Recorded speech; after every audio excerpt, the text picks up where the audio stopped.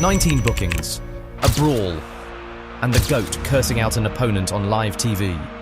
All of this was delivered to us on the 9th of December 2022 in the most violent game in football history, the quarter-final between Argentina and the Netherlands at the 2022 World Cup. This game was so heated, it was dubbed the Battle of Lucelle. And this battle didn't just start in 2022. Argentina and the Netherlands have a long-standing rivalry which dates back all the way to the 70s. These guys almost always meet at the World Cup. They met in the group stage in 1974, the final in 78, the quarter-final in 98, group stage in 2006, semi-final in 2014, and most recently, the quarter-final in 2022. The 1978 World Cup was hosted by Argentina, and it was alleged that there was a lot of political pressure, much of which favoured Argentina throughout the tournament. Argentina won the final 3-1, denying the Netherlands a first-ever World Cup trophy. And you could say that that was where the Dutchmen started to hate the Argentines. In 1998, the Netherlands won with a 90th minute winner from Bergkamp, which is still regarded as one of the greatest goals in World Cup history. The 2014 semi-final was tight. It ended 0-0, and Argentina went on to win on penalties. Interestingly, the man in charge of the Dutchmen at the 2014 tournament was the same man in charge in 2022. Louis van Gaal had retired in 2019, but he came out of retirement for one last dance with the Netherlands national team. Their tournament started great, much better than Argentina's. The Netherlands topped their group without losing a single game. Meanwhile, Argentina lost their opening game of the tournament to a more inferior Saudi Arabia. The Netherlands' unbeaten streak going into the quarter-final was 19, and they were looking to extend it. Perhaps all of that gave the Dutchmen too much confidence, and they started to make some really bold statements.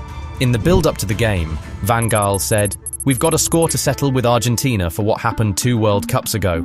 But more controversially, he suggested that Lionel Messi was Argentina's weak link, and that really upset the Argentines. They don't joke about their captain, so they made sure to hold a grudge. The man in charge of this game was Mateu Lahoz, the now retired Spanish referee known as a no-nonsense ref, whose fingers were never too far from a card. The first 10 minutes were a cagey affair. Both sides had chances, but they were very disciplined at the back, so nothing went through. In the 10th minute, Messi found Acuna, but the fullback was unable to find anybody in the box with his cross. Minutes later, a pass was threaded to Steven Bergwijn, but Emi Martinez was quick to come out and claim the ball. In the 22nd minute, we saw Messi hit the ball wide off the mark from outside the box, and shortly after that, Bergwijn also went wide from just outside the box. There was really nothing between these guys for the first 30 minutes of the game, and we all knew that it would take something spectacular for the deadlock to be broken. And that was exactly what Lionel Messi produced in the 35th minute. The former Barcelona man came up with one of the most insane defense-splitting passes we have ever seen. Nahuel Molina got at the end of it, and boom, Argentina were a goal up. Messi had just provided one of the craziest assists in World Cup history, but little did we know that he was going to give us even more unforgettable moments that same day. But for now, the game was still looking rather peaceful and straightforward.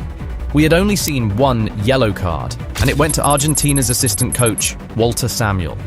How can you call this game the most violent in football history? Well, with just minutes left in the first half, the players said, "Hold my beer," and things really started to heat up. The first yellow card to a player came in the 43rd minute after Acuna caught Dumfries pretty late. Jurriën Timber was mad about the foul, and he reacted by pushing Acuna to the ground. Lejos didn't hesitate to show him a yellow card too. Just 3 minutes later, Cristian Romero handled the ball pretty blatantly and was immediately booked for that. The Netherlands would then get a free kick that looked threatening, but Martinez handled it rather easily. He would later hope he was able to handle an even more important free kick just as easily later in the game. But for now, the cards didn't stop flowing. Wout Weghorst was so desperate to get in on the action that he got booked while on the bench. The Dutch fans must have been so mad at him for getting such a pointless yellow. Little did they know he was warming up some real heroics for the second half. The game was really heating up now. We had gone 42 minutes without seeing any player getting booked, only for us to see 4 bookings in 5 minutes. Everyone thought that the halftime break would help quell the volcano that was brewing, but it actually went on to erupt fully in the second period. The Netherlands were so desperate to get back into the game, so they came into the second half breathing fire. Their attacking efforts intensified, tackles intensified, and the violence most definitely intensified. Not long into the second half, Dumfries and Van Dijk combined and brought Messi down just outside the box, which provided Messi a goal-scoring chance, but his strike just scraped the crossbar. Then, in the 71st minute, Acuna was brought down by Dumfries just at the edge of the box, so Lajos awarded Argentina a penalty. Messi stepped up and converted pretty coolly. 2-0 Argentina. After Messi was done celebrating with his teammates, he walked towards the Netherlands bench and cupped his ears in Van Gaal's direction, a gesture which had huge symbolism. That celebration was done by Juan Roman Riquelme, a man who Messi regards as one of his heroes. So Van Gaal coached Riquelme at Barcelona, and, to cut the long story short, the Dutchman nearly ended the Argentine's career by consistently refusing to play him. But Riquelme would later get a chance, and when he scored, he cupped his ears at Van Gaal. So after everything Van Gaal said about him before the game, Messi felt that that was the most appropriate gesture in the moment, after having scored and put his team 2 goals up. Messi must have thought that his 73rd minute goal had sealed the win for his team, but it seems Messi poked the bear with his celebration. After that goal, Van Gaal made a very huge change. He took off Memphis and brought in Weghorst. But just before that change, something interesting happened. A cross was sent into the Argentine box, but Eni Martinez got to it first and Luc de Jong found himself on the ground. That led to a little altercation, which saw the ref show yellow cards to Memphis and Lisandro Martinez. But if you think that was it for the bust-ups in this game, you're in for a real shocker. After Weghorst came in, the Netherlands coach said, "To hell with build-ups," and just instructed his players to cross the ball in for the 6'6" centre-forward. Did it work? You bet it did. Just 5 minutes after he came on, Weghorst got to the end of a beautiful cross from Berghuis and halved the deficit in the 83rd minute. Now this was when the real battle started. The Netherlands intensified their efforts to get an equaliser, while Argentina got super nervous about losing their lead. In the 85th minute, Berghuis hit the side netting, shortly after which he saw yellow for a foul on Messi at the centre of the pitch.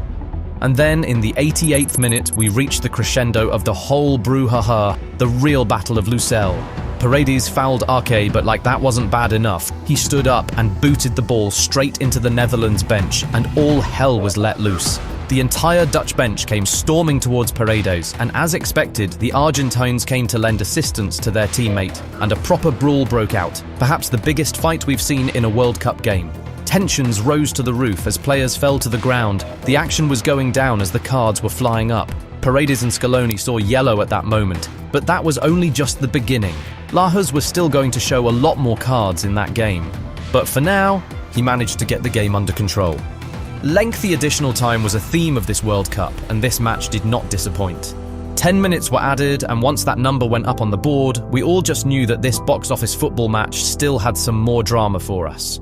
And we weren't wrong. In additional time, we saw Nicolas Otamendi and Lionel Messi get booked, but more significantly, we saw the Netherlands get awarded a free kick in the very last minute of stoppage time. We thought that Koopmeiners would just blast the ball and hope for the best, but instead he went for a tricky pass which beat the Argentine wall and reached Weghorst, who scored. The entire stadium went up in raptures. We had just seen one of the great free kick routines in World Cup history, and it coming in the very last second of this crazy game felt like the icing on an insane cake. But the match still wasn't over. As we went into extra time, the violence and drama made sure to come along with us. Extra time was a lot more cagey. It seemed like both teams were trying to be careful not to lose it all in the blink of an eye. They both had chances, but Argentina had more of them, and Scaloni decided to capitalise on that by taking off a centre-back, Lisandro, and bringing on an attacker, Di Maria. The Argentine pressure was really insane in extra time. Lautaro saw his shot blocked by Van Dijk and another saved by Noppert. Di Maria nearly scored straight from a corner. Messi shot just wide off the target a few times, but the closest they came was Enzo Fernandez, hitting the woodwork just seconds before the final whistle went. As far as the violence goes, that was still a prevalent theme. We saw 2 more yellow cards shown in extra time, but guess what? That was still not all. The game went to penalties. And in every other game, penalties are as straightforward as they come, but certainly not in this game. It was the gift that just wouldn't stop giving. The shootout was the Emi Martinez show. He applied every trick in the book to get into the heads of the Dutchmen, and it worked. He saved their first 2 kicks while Argentina converted theirs. Argentina stumbled when Enzo missed, but Eni's heroics were enough to secure the win for Argentina. As Lautaro walked up to take the last penalty, the Dutchman tried to get into his head, but that only earned Dumfries 2 bookings in the space of 1 minute. Yes, we saw a player get red-carded during a penalty shootout. Where have you ever seen that happen before? Dumfries' bookings took the tally to 19, and that became a record for the most bookings in a FIFA international tournament. Now, how can you argue this game being the most violent in football history? But guess what? The drama still wasn't over. After Lautaro converted the last penalty, Otamendi cupped his ears toward the Netherlands players.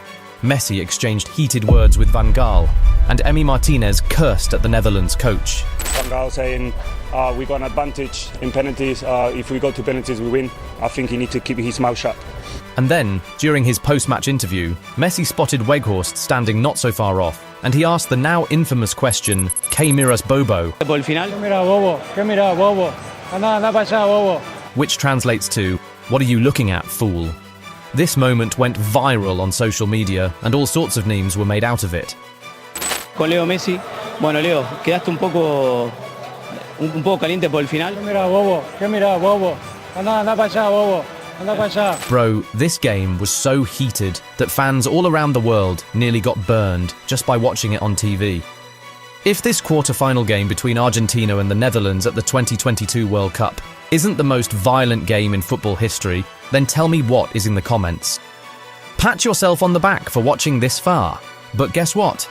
Our video series doesn't end here. The next story brings a whole new perspective to the table. Different, engaging, and equally exciting. Click on the video that appears on the screen to watch more.